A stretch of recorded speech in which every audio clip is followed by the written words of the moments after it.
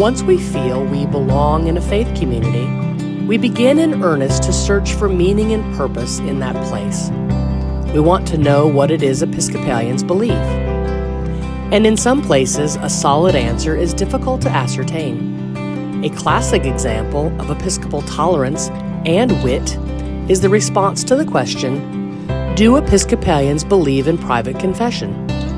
The answer is, all may, some should, none must. Such an embrace of diversity allows some of us to flourish and others to feel intensely uncomfortable with that sort of openness. We believe that doubt and faith are not necessarily enemies. Many people find it impossible to believe if they are not free to doubt.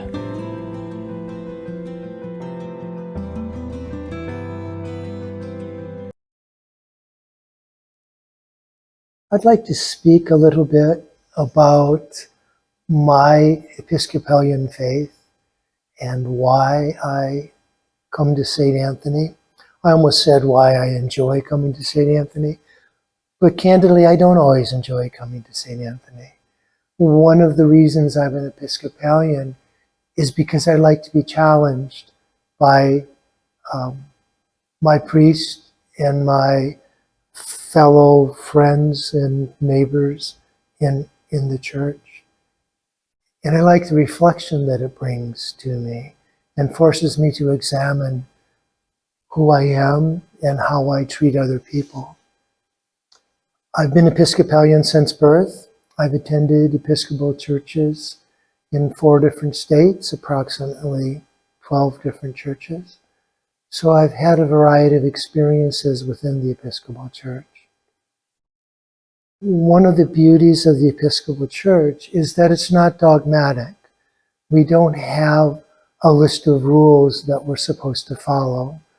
We can certainly find those in the book of Leviticus if we need to have a rule for every single action throughout the day.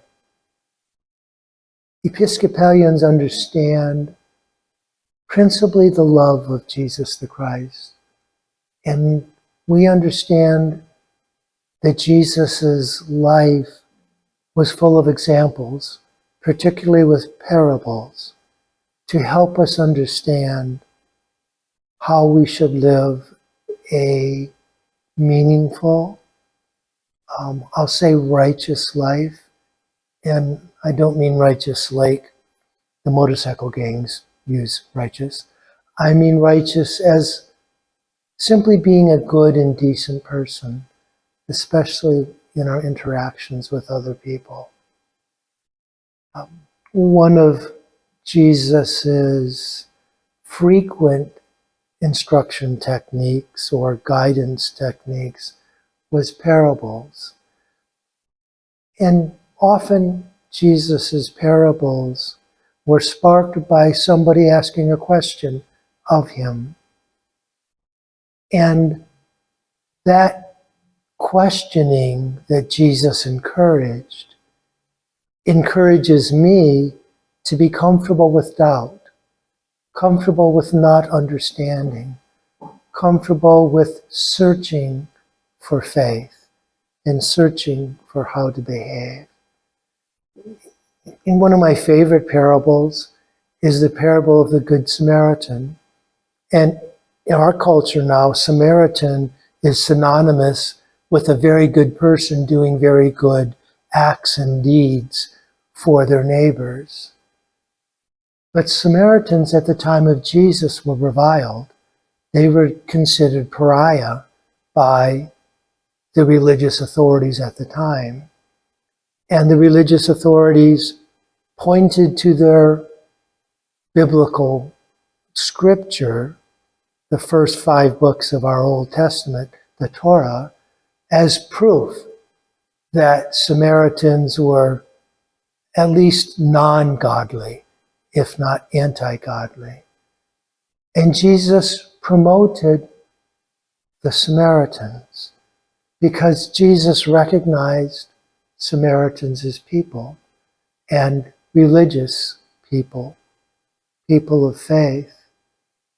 And as we all know, the parable of the Good Samaritan was a man who saw a person in distress and helped that person in distress and made certain the person was well cared for. I appreciate that example of love. I try very hard to love my neighbor, whoever they may be, accordingly. One of my favorite lines in a hymn we sing often in church is, "All I ask of you is forever to remember me as loving you." And that's obviously Jesus speaking to us. And the beauty of that is I can have self-confidence in who I am. Whether I'm faithful at the moment or doubtful at the moment, Jesus still loves me. And another beauty of that line from the hymn is that it applies to every single one of us. So if everybody else I share the planet with is good enough for Jesus, then each person is good enough for me. And I need to respect Jesus' love for each person I meet.